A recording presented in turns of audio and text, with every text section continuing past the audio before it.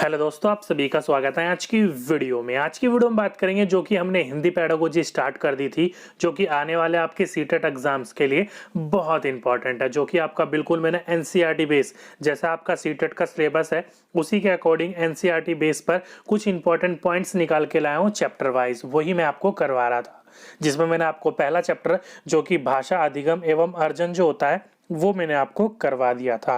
अगर आपने वीडियोस देखी होंगी तो आपको पता होगा, नहीं देखिए तो वीडियो के डिस्क्रिप्शन में मैंने उसका लिंक दे रखा है या फिर चैनल में अलग से प्लेलिस्ट बना रखी है, आप वहां जाकर उस वीडियो को देख सकते हो। ओके, तो आज हम बात करेंगे उसके आगे वाले चैप्टर सेकंड की। तो इस वीडियो को आप एंड तक देखते रहेगा, आपको सारी इन्फॉर्मेशन मिल जाएगी। तो नमस्कार दोस्तों, मेरा नाम है दीपक, आप देख रहे हो DK Gupta online videos for government exam.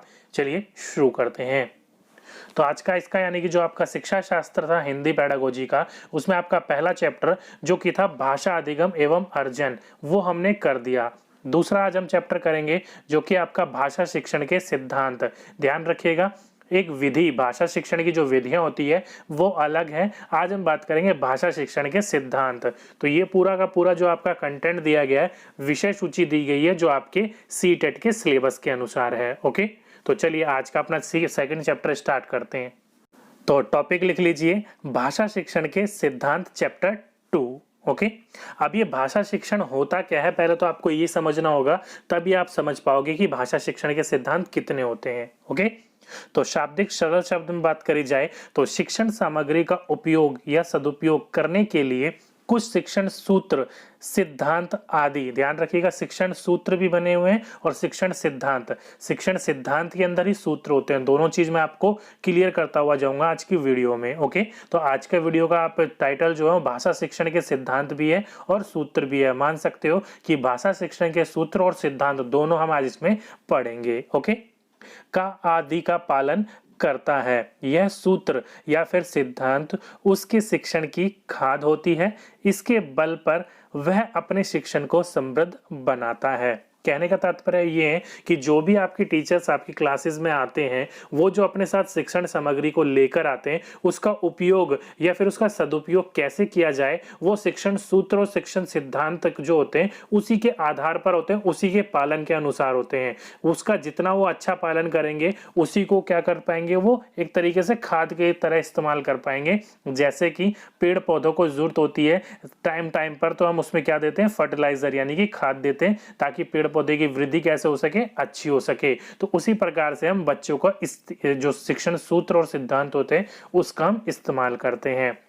अगर बात करी जाए कि जो शिक्षण सूत्र या शिक्षण सिद्धांत कितने हैं, तो आप ये नहीं बोल सकते कि 10 है कि 12 है कि 14 है। ओके, लेकिन जो हमारे लिए इंपॉर्टेंट 10 है हम उनको पढ़ेंगे। तो आप जो देख सकते हो जो कि निम्नलिखित हैं। कौन कौन से आपके शिक्षण सूत्र या सिद्धांत, चलिए एक एक करके बात करते हैं। तो पहला आ जाता है नियोजन का सिद्धांत। अब ये नियोजन का सिद्धांत क्या होता है, तो शाब्दिक अर्थ में बात करी जाए तो यह एक प्रकार से पूर्व पाठिका जैसा कार्य है। कक्षा में जाने से पूर्व पाठ की तैयारी। कहने का तात्पर्य यहाँ पर यह है कि जब आपकी क्लास में जब आपका टीचर पढ़ाने के लिए जाता है तो उससे पहले यानी कि कक्षा में जाने से पहले जो शिक्षक होता है, जो टीचर होता है, वो अपना पूरा का पूरा नियोजन तैयार करके लाता है, पूरा का पूरा एक समरी तैयार करके लाता है कि वो कितनी देर पढ़ाएगा, जो कि टाइम टेबल बनता है कक्षा में, या फिर कैसे पढ़ाया जाए, या फिर कौन सी शिक्षण सामग्री लाया जाए, या किस प्रकार से उस शिक्षण सामग्री का उपयोग किया जाए। मतलब जो पूरा का पूरा प्लान किया जाता है ना, उसी को ही क्या कहा जाता है, नियोजन का सिद्धांत कहा जाता है। जो कि टीचर है ना, क्लास में जाने से पहले खुद प्रिपेयर होता है कि मुझे कैसे पढ़ाना है, कि किस किस को पढ़ाना है और किस विधि से पढ़ाना है। क्योंकि बच्चे जो होते हैं क्लास में वो अलग अलग प्रकार के होते हैं, कुछ बच्चे जल्दी सीख लेते हैं और कुछ बच्चे देर से सीखते हैं। इसलिए हमें क्या करना चाहिए, टीचर को नियोजन का सिद्धांत अपनाना चाहिए। दूसरा है शिक्षण सूत्र के क्रियावन का सिद्धांत। अब ये शिक्षण सूत्र आ गया, देखो आप शिक्षण सिद्धांत के अंदर ही आपके शिक्षण सूत्र होते हैं। ओके, सिद्धांत तो आपके सारे के सारे जो थ्योरीज दिए गए हैं वो हैं, लेकिन उसके अंदर हम किन किन चीजों का इस्तेमाल करते हैं, जो हमारे फॉर्मूलेज होते हैं वो कौन कौन से। तो इंपॉर्टेंट 8 प्रकार के बारे में बात करेंगे, जहां से क्वेश्चन आपके बार बार पेपर में पूछे जाते हैं। तो पहले हम बात कर लें कि इसके शाब्दिक शब्द का अर्थ क्या होता है। तो शिक्षक का दूसरा कार्य, ध्यान रखिएगा, पहला कार्य तो मैंने आपका नियोजन बता दिया। तो शिक्षक का दूसरा कार्य है कि वह शिक्षण सूत्र के क्रियावन के सिद्धांत को अपनाए। मतलब हमें किस प्रकार से पढ़ाना है, कैसे पढ़ाते हुए ले जाना है, क्योंकि हम कहाँ से पढ़ा रहे हैं, पूर्व प्राथमिक से पढ़ा रहे हैं, मतलब प्राथमिक मान सकते हो 1 से लेकर 5वीं क्लास को पढ़ा रहे हैं हम। तो वहां पर हमें किस प्रकार से हमें पढ़ाना है, किस प्रकार से हमें पूरा का पूरा नियोजन करना है, उसका जो सूत्र होता है उस सिद्धांत को आपको अपनाना चाहिए। जो कि कितने प्रकार के होते हैं, तो ये 8 प्रकार के होते हैं, जो कि कई बार क्वेश्चंस पूछ लिए जाते हैं। तो इन 8 प्रकार को मैं अच्छे से समझाते हुए चलता हूं आपको। तो पहला शिक्षण सूत्र आ जाता है आपका सरल से कठिन की ओर। अगर आपने इससे पहले कभी सीटेट या किसी टेट की तैयारी करी होगी तो कभी ना कभी ये आपने वर्ड सुने होंगे। तो सरल से कठिन की ओर कहने का तात्पर्य क्या है कि अभी आप जो पढ़ा रहे हो, आप छोटी क्लास को पढ़ा रहे हो, तो वहां पर आपको पहले क्या सिखानी चाहिए, बच्चों को सरल चीजें सिखानी चाहिए। जैसे कि हम जब छोटे थे तो शुरू में हम क्या सीखते थे, A for apple, B for boy. Directly हमें APPLE तो नहीं सिखाया जाता था ना, पहले हमको ABCD सिखाई जाती थी। तो आप देख सकते हो पहले आपको एक छोटी चीज सिखाई जा रही है जो कि सरल है, और फिर आपको कठिन की तरफ ले जाया जाता है, और वही आपका सीखने सिखाने की प्रक्रिया का सही हिस्सा होता है। पहले बच्चे के अंदर इंटरेस्ट उत्पन्न करना होता है, पहले सारी चीजें अच्छी तरीके से बच्चों को ऐसे लगे कि हाँ हम सीख सकते हैं, इसलिए हम उसको क्या सिखाते हैं, पहले सरल चीजें सिखाते हैं और फिर कठिन की ओर ले जाते हैं। ओके, दूसरा आपका ज्ञात से अज्ञात की ओर। कहने का तात्पर्य यहाँ पर ये है कि बच्चे को पहले वो ज्ञान दिया जाना चाहिए जो बच्चे को खुद को पता हो, जिसे वो क्या कर सको, जो बिल्कुल उसका पूर्व ज्ञान के आधार पर हो। फॉर एग्जाम्पल के रूप में कि आपको मैं अगर ये बोलूं कि मल्टीप्लाई सिखाना है, तो मल्टीप्लाई सिखाने से पहले आपको क्या क्या आना चाहिए, जमा घटा आना चाहिए। तो जमा घटा क्या है, आपका पूर्व ज्ञान है, पहले आपको सिखाया जा चुका है। अब आपके लिए नया क्या है, मल्टीप्लाई, गुणा है। तो आपको पहले क्या किया जाएगा, ज्ञात, यानी कि जो आपका जमा घटा आपको आता है उस चीज पर आधार पर आपको सिखाकर फिर नए ज्ञान की तरफ ले जाया जाता है, जो कि गुना यानी कि मल्टीप्लाई जो है वो आपके लिए अज्ञात है। तो इसलिए आपको पूर्व ज्ञान के आधार पर नए ज्ञान को देना चाहिए, उसी को हम क्या कहते हैं, ज्ञात से अज्ञात की ओर। पहले हमने पिछला ज्ञान जो उसे आता था उससे कोरिलेट करते हुए हमने नए ज्ञान को उसको सिखाने की कोशिश करी है। ओके, नेक्स्ट है आपका मूर्त से अमूर्त की ओर। अब ये मूर्त से अमूर्त की ओर क्या है, तो मूर्त का मतलब वो होता है जो चीज हम देख सकते हैं, और अमूर्त का मतलब वो होता है जो हम जिस चीज को हम देख नहीं सकते। फॉर एग्जाम्पल मूर्त कोई भी व्यक्ति हो गया, कोई स्थान हो गया, कोई टेबल, कुर्सी, चेयर, बेड, बेडशीट, किताब, पुस्तक, क्लासरूम, ये सारी चीजें क्या है, मूर्त है। और अमूर्त क्या है, जैसे कि हवा, मन, आत्मा, ये सारी की सारी चीजें क्या है, अमूर्त है। तो पहले को बच्चे को हमें वो सारी चीजें सिखानी चाहिए जो स्थायी हो, ठोस हो, दिखने वाली हो वस्तु। ओके, उन चीजों का ज्ञान देना चाहिए, और फिर धीरे धीरे हमें उनको किस तरफ ले जाना चाहिए, वो सारी चीजें जिसको हम देख नहीं सकते, जो कि हमारी कल्पनाशील पर आधारित होती है। ओके, इसलिए हमें बच्चे को पहले मूर्त ज्ञान देना चाहिए और फिर अमूर्त की ओर ले जाना चाहिए। नेक्स्ट है आपका विशिष्ट से सामान्य की ओर। कई बार यहाँ पर बच्चे कंफ्यूज हो जाते हैं कि सामान्य से विशिष्ट होना चाहिए कि विशिष्ट से सामान्य होने चाहिए। तो ध्यान रखिएगा, विशिष्ट से सामान्य की ओर ले जाया जाना चाहिए। मतलब आप फॉर एग्जांपल के एक हाथ का उपयोग ले लो।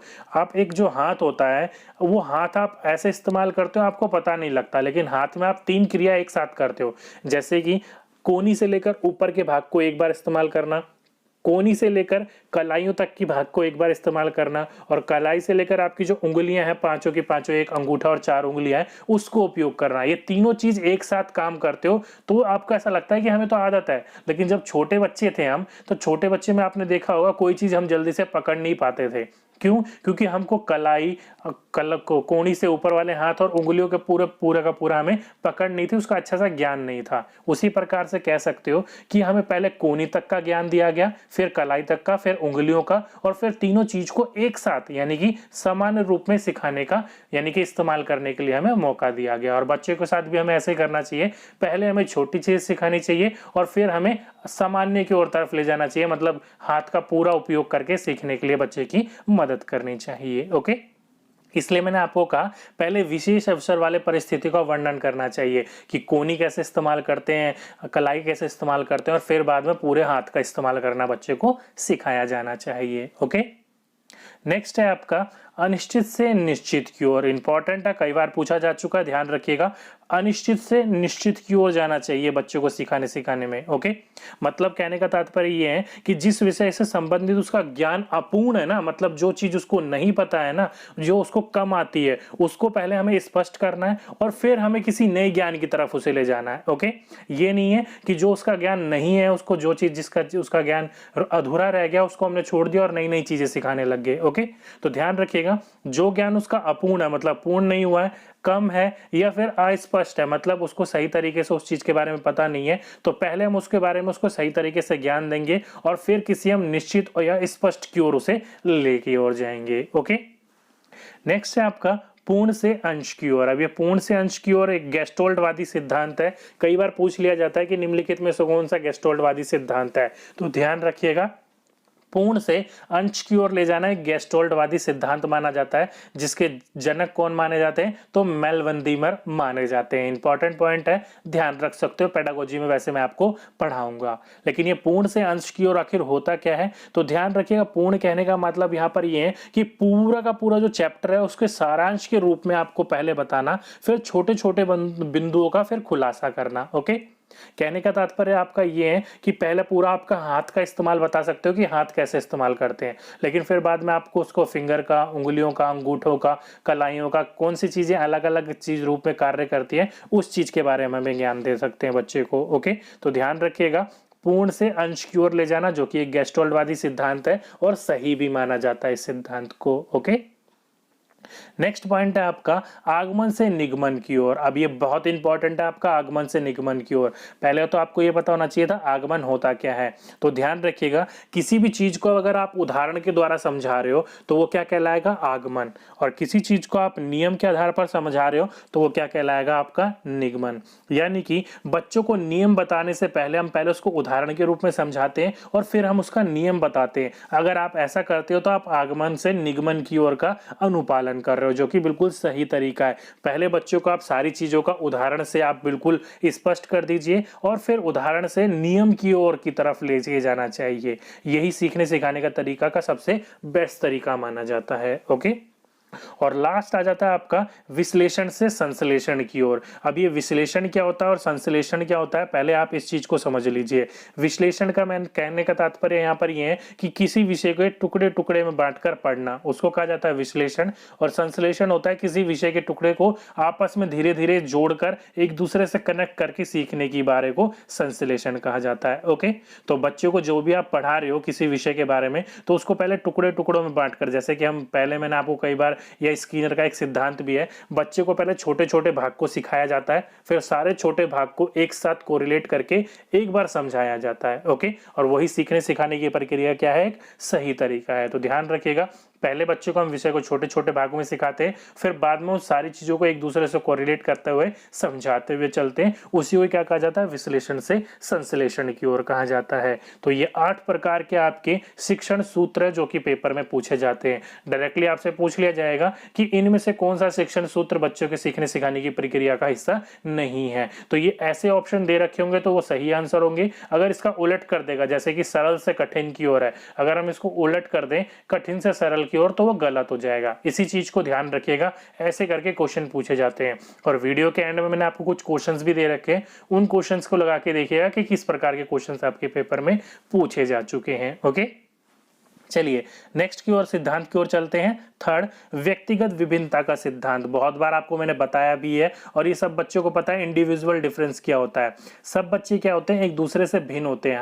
हर बच्चे की क्या होती है, अलग अलग मांग होती है। हमें उसी प्रकार से उनको सीखने का अवसर देना चाहिए। उसी को क्या कहा जाता है, व्यक्ति विभिन्नता कहा जाता है। ओके, चलिए शाब्दिक शब्द पढ़ लेते हैं कि भिन्न भिन्न भाषा परिवेश परिस्थिति से आए बच्चे भी अपनी भिन्नता के बावजूद पढ़ सकें, यह सिद्धांत इस बात पर बल देता है। कहने का तात्पर्य यहाँ पर यह है कि बच्चा जो होता है वो अलग अलग भाषा परिवेश परिस्थिति से आता है। हर बच्चा क्या होता है, सीखने में कोई बच्चा तेज होगा, सीखने में कोई बच्चा कम धीरे सीखेगा। तो आप ये नहीं कह सकते कि जो तेज सीख रहा है उसको सिखाते चलो और जो नहीं सीख रहा उसको आप पीछे छोड़ दो। नहीं, हर बच्चा क्या होता है अपने में एक विशेष होता है, है। सब बच्चों का ध्यान में रखते हुए हमें सभी बच्चों को सीखने सिखाने की प्रक्रिया में क्या रखना चाहिए, एक साथ लेकर चलना चाहिए, हमें किसी को भी पीछे नहीं छोड़ना चाहिए। और व्यक्तिगत विभिन्नता जो होती है वो एक अच्छा कार्य होती है।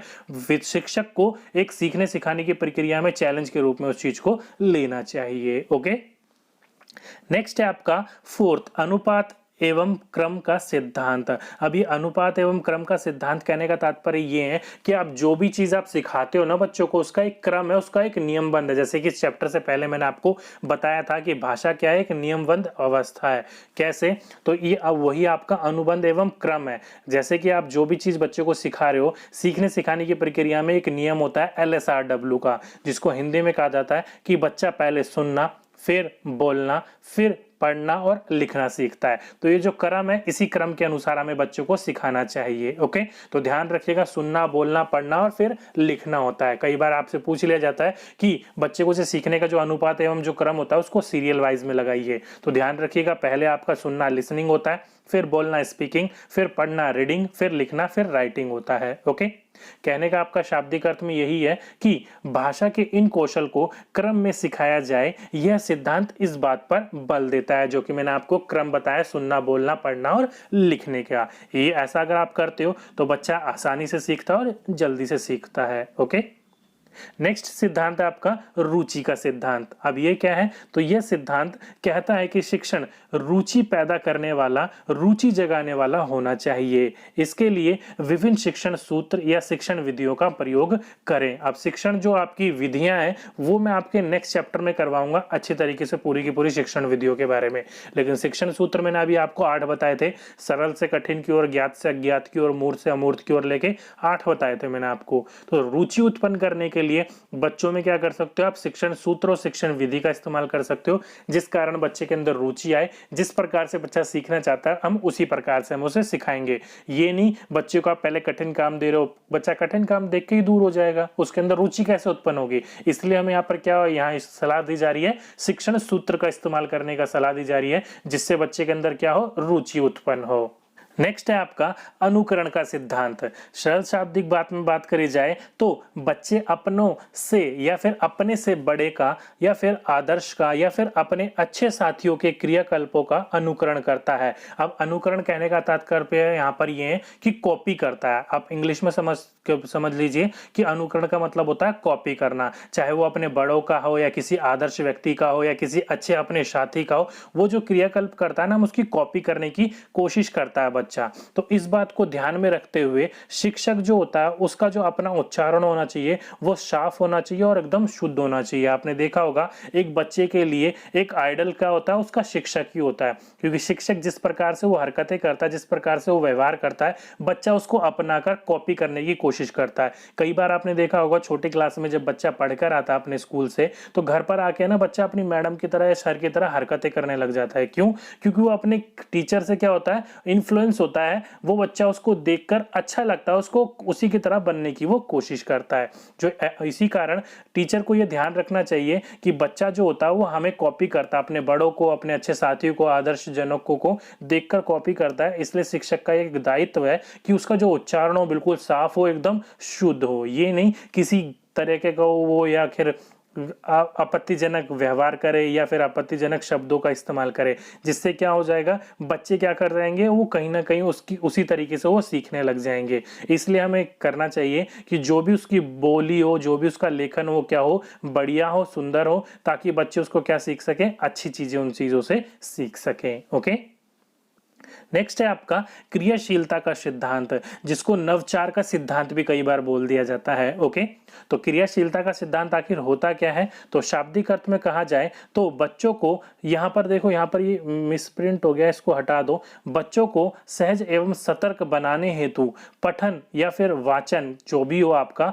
लेखन के साथ साथ अनेक नव नवीन कार्य, तरह तरह के अभ्यास, सतुलेख, साहित्य कार्यक्रम का आयोजन किया जाना चाहिए। लास्ट वीडियो में मैंने आपको बोला था कि बच्चों को विविधता प्रकार को सिखाने के लिए भाषा के विविध रूपों का इस्तेमाल करना चाहिए। तो उसी प्रकार से ये है कि बच्चों को क्रियाशील बनाने के लिए, उन्हें सहज एवं सतर्क बनाने के लिए पठन वाचन के साथ, यानी कि जो आप पढ़ रहे हो, लिखवा रहे हो, उसके साथ साथ आप अलग प्रकार की नई नई चीजों का इस्तेमाल कर सकते हो। चाहे वो सतुलेख हो, चाहे आप साहित्य का कार्यक्रम आयोजन करवाना हो, उसमें भाग लेना हो, इस प्रकार की चीजों का इस्तेमाल करके बच्चों में क्या कर सकते हो, आप नई नई चीजों का उत्पन्न कर सकते हो, बच्चों को क्रियाशील बना सकते हो। ओके, तो हमेशा नई नई चीज आपको अपनाते रहना चाहिए बच्चों को क्रियाशील बनाने के लिए, एज ए एक्टिव बनाने के लिए या सहज सतर्क बनाने के लिए। ओके, नेक्स्ट है आपका 8वां, प्रेरणा या फिर पुनर्बलन का सिद्धांत, या फिर इसको आवृत्ति या फिर अभ्यास का सिद्धांत भी कई बार बोल दिया जाता है, लेकिन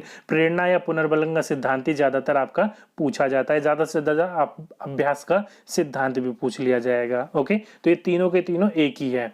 मतलब क्या है, तो जिस कौशल में बच्चा अधूरा या कमजोर है, उस कौशल का अभ्यास करवाया जाए, उस पर पुनर्बलन दिया जाए, जिससे उस कार्य में उसका क्या हो सके, सुधार हो सके या उसमें रुचि जागृत हो सके। कहने का तात्पर्य आपका यहाँ पर यही है कि जो भी कोई कौशल हो, जो भी कोई काम हो जिसमें बच्चा अधूरा हो या फिर जिस कार्य में वो कमजोर हो, ये नहीं कि जिस कार्य में वो कमजोर है उसको हम पीछे छोड़ दें, नहीं, बच्चे को उसके प्रति हमें क्या देना चाहिए, पुनर्बलन देना चाहिए, उसको उस काम करने के लिए प्रेरित करना चाहिए, अभ्यास करवाना चाहिए, उस प्रकार का उसको अवसर दिया जाना चाहिए जिसमें क्या उस काम में बच्चे की रुचि उत्पन्न हो, बच्चे का सुधार हो और बच्चा उस कार्य को कर सके। ओके, उसी को क्या कहा जाता है, प्रेरणा एवं पुनर्बलन का सिद्धांत, जो कि स्किनर भी कहते हैं। ओके, नेक्स्ट है आपका सहानुभूतिपूर्ण का सिद्धांत। अभी सहानुभूति कहने का तात्पर्य यहाँ पर ये है कि शिक्षक का जो व्यवहार होना चाहिए वो सहानुभूति होना चाहिए, मतलब प्रेम भरा होना चाहिए। जैसे कि बच्चे को अगर कुछ समझ में नहीं आ रहा है क्लास के अंदर, तो बच्चे के अंदर इतना कॉन्फिडेंस हो कि मैं खड़ा होकर अपने टीचर से पूछूंगा तो मुझे टीचर डांटेंगे नहीं, फटकारेंगे नहीं या मुझ पर चिल्लाएंगे नहीं। आपके अंदर, टीचर के अंदर क्या होना चाहिए, उसका व्यवहार सहानुभूति होना चाहिए, हर बच्चे को साथ में लेकर चलना होना चाहिए। ये नहीं कई बार बच्चे पूछते हैं तो टीचर कहता है क्या तुम्हें कुछ समझ में नहीं आएगा, तुम बैठ जाओ आराम से, तो टीचर क्या कर देता है, उसको हड़का देता है, तो बच्चा क्या करेगा, अगली बार पूछने के लिए खड़ा ही नहीं होगा। इसलिए जो टीचर का व्यवहार होना चाहिए वो कैसा होना चाहिए, सहानुभूति होना चाहिए, बच्चे को ऊपर समझना चाहिए, उसको प्रेम भाव से सारी चीजें बतानी चाहिए, फ्रेंडली बिहेवियर होना चाहिए टीचर का। ओके, और लास्ट है आपका परिपावकता का सिद्धांत। अब ये होता क्या है, तो सरल शाब्दिक अर्थ में कि शिक्षक अपने कार्य में परिपावक हो, उसके वाचिक या फिर आपके अव्यय हो, वह सही बोले एवं प्रभावशाली बोले। अब कहने का तात्पर्य यहाँ पर यही है कि जो भी शिक्षक बोल रहा है, जो भी वो कह रहा है, वो ऐसे बोले कि बिल्कुल स्पष्ट रूप से एवं प्रभावशाली तरीके से बच्चे को समझ में आ सके। ये नहीं कि उसकी भाषा क्या अस्पष्ट हो, मतलब जो भी कार्य कर रहा हो, कई बार टीचरों से भी गलती हो जाती है, ऐसी बात नहीं कि टीचर हर बार सही हो, कई बार गलतियां हो जाती है टीचरों से भी, लेकिन उस समय टीचर को अपनी गलती एक्सेप्ट माननी भी चाहिए और सही तरीके से ज्ञान बच्चों को प्रदान करना चाहिए। वही क्या होता है, परिपावकता का सिद्धांत कहलाता है। ओके, तो ये था आज का अपना सेकंड चैप्टर, भाषा शिक्षण के सूत्र और सिद्धांत। पूरा का पूरा थियोरेटिकल पोर्शन मैंने आपको अच्छे से करवाने की कोशिश करी है। चलिए अब यहाँ से क्वेश्चंस किस प्रकार के पूछे जाते हैं एक बार क्वेश्चंस लगा के देखिए, ताकि आपको पता चल सके किस प्रकार के क्वेश्चंस पूछे जा सकते हैं। तो आज का पहला क्वेश्चन, भाषा शिक्षण के सूत्र एवं सिद्धांत। तो भाषा शिक्षण के सूत्र एवं सिद्धांत क्या कहलाते हैं? पहला ऑप्शन, शिक्षण को संवार कर रखते हैं, शिक्षण को समृद्ध करते हैं, शिक्षण इन्हीं के बल पर चलता है, या शिक्षण के फल फूल होते हैं। तो शिक्षण सूत्र और शिक्षण सिद्धांत जो होते हैं वो सीखने सिखाने की प्रक्रिया को क्या करते हैं, अच्छा बनाते हैं, उसे और एनहेंस करते हैं। तो वो क्या करते हैं, शिक्षण को समृद्ध करते हैं। तो ऑप्शन नंबर सेकंड इसका बिल्कुल हम सही आंसर मानेंगे। ओके, नेक्स्ट क्वेश्चन, नियोजक का सिद्धांत। पहला मैंने आपको बताया था नियोजक का सिद्धांत। तो नियोजक का सिद्धांत कहता है कि या फिर कहलाता है कि पहला ऑप्शन, अपनी शिक्षण प्रक्रिया का नियोजन करो, बच्चों की सीखने की क्षमता का नियोजन करो, अपनी शिक्षण के उद्देश्यों का नियोजन करो, या फिर अपनी कक्षा के बच्चों का नियोजन करो। तो नियोजन जो सिद्धांत मैंने आपको बताया था वो क्या बोला था मैंने आपका, कि टीचर जब भी पढ़ाने के लिए जाता है तो पढ़ाने से पहले अपने को क्या करता है, पूरी की पूरी क्रियावानी बनाता है कि किस प्रकार से पढ़ाना है, कैसे पढ़ाना है, वो सारी चीजों का नियोजन करता है। तो क्या करना होता है, वो अपनी शिक्षण प्रक्रिया का नियोजन करना होता है, ना कि दूसरों का। ओके, तो ऑप्शन नंबर फर्स्ट इसका बिल्कुल सही आंसर, मतलब टीचर अपनी शिक्षण प्रक्रिया का नियोजन करता है। ओके, तो ऑप्शन नंबर फर्स्ट इसका बिल्कुल सही आंसर था। नेक्स्ट क्वेश्चन, कौन सा शिक्षण सूत्र पूर्व प्राथमिक स्तर के लिए अनुकूल नहीं है? ध्यान रखिएगा, अनुकूल नहीं है वो पूछ रखा है। ओके, तो पहला है आपका अनिश्चित से निश्चित की ओर, बिल्कुल मैंने आपको बोला था अनिश्चित की ओर निश्चित की ओर ले जाना है। दूसरा अमूर्त से मूर्त की ओर, बिल्कुल गलत है आपका यही, और वही आपको चुनना था, मूर्त से अमूर्त की ओर होता है, ध्यान रखिएगा।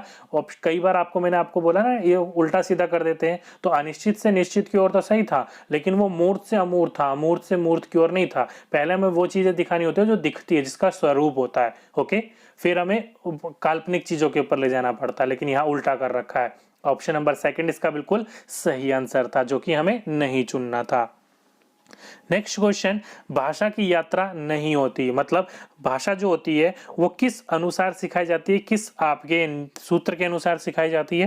पहला कठिन से सरल की ओर, तो पहला ही ऑप्शन आपका गलत है कि आपका ये नहीं होता, सरल से कठिन की ओर होता है, मैंने आपको पढ़ाया था सूत्र में। तो ऑप्शन नंबर फर्स्ट इसका गलत था और हमें गलत ही चुनना था। ओके, नेक्स्ट क्वेश्चन, गेस्टोल्टवादी का सिद्धांत संकेत करता है, तो गेस्टोल्टवादी सिद्धांत मैंने आपको पढ़ाते समय सूत्र में बताया था कौन सा होता है। गेस्टोल्टवादी सिद्धांत था आपका पूर्ण से अंश की ओर, तो ऑप्शन नंबर थर्ड इसका बिल्कुल सही आंसर था।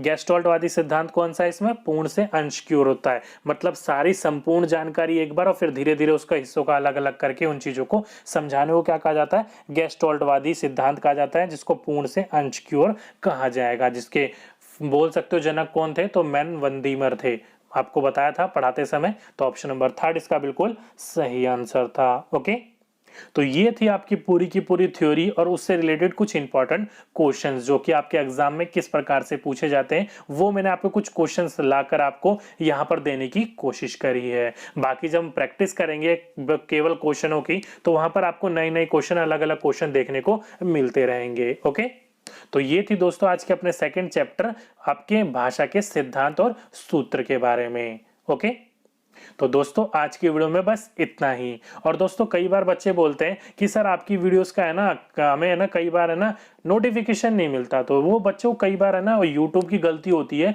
कि वो नोटिफिकेशन सेंड नहीं कर पाता। तो उसके लिए मैंने आपको टेलीग्राम ग्रुप बना रखा है जो कि बिल्कुल फ्री ऑफ कॉस्ट है, जिसका लिंक मैंने आपको नीचे डिस्क्रिप्शन में दे रखा है। और वो भी कई बार बच्चे बोलते हैं कि वो सर ओपन नहीं हो पाता, तो ओपन नहीं हो रहा है तो डियर आप प्ले स्टोर में जाकर टेलीग्राम डाउनलोड कर लो और वहां पर सर्च ऑप्शन में जाकर सर्च मार लो डीके गुप्ता, तो हमारे चैनल का लोगो दिख जाएगा, वहां पर जाकर ज्वाइन हो जाइए। जब भी हम यूट्यूब पे ऑनलाइन आते हैं ना, तो वहां से आपको बता दिया जाएगा कि ऑनलाइन आ जा चुके हैं, वहां जाकर आप अपनी क्लास ले सकते हो, जिससे आपकी क्लास क्या होगी, मिस नहीं होगी। ओके, बाकी मैंने आपका लिंक नीचे डिस्क्रिप्शन में दे रखा है, अगर ओपन हो जाए तो ठीक है, क्योंकि कई बार वो लिंक काम नहीं करता है और टेलीग्राम ग्रुप का जो लिंक है वो प्रॉब्लम क्रिएट करता है कभी कभी। ओके, तो आप वैसे भी जाकर सर्च मारकर आप उसमें ज्वाइन हो सकते हो। तो ये थी दोस्तों आज की हमारी सेकंड वीडियो, ऐसी हमारी कंटिन्यू चलती रहेगी एनसीईआरटी बेस पर। तो दोस्तों आज की वीडियो में बस इतना ही। अगर वीडियो अच्छी लगी हो तो वीडियो को लाइक कीजिए करें यार, लाइक ही आपका क्या हमारे लिए मोटिवेशन, और साथ ही साथ में अपने दोस्तों के साथ जरूर शेयर कीजिएगा। ओके, और साथ ही साथ में अगर आपने इस चैनल को अब तक सब्सक्राइब नहीं कर रखा तो जल्दी से सब्सक्राइब कर लीजिए, और उसके साथ में जो बेल आइकन होगा उसको भी दबा दीजिएगा, ताकि आने वाली वीडियोस का नोटिफिकेशन आपको टाइम टू टाइम मिलती रहे। तो दोस्तों आज की वीडियो में बस इतना ही, आपसे फिर मुलाकात होगी नेक्स्ट वीडियो में। जब तक के लिए जय हिंद, जय भारत।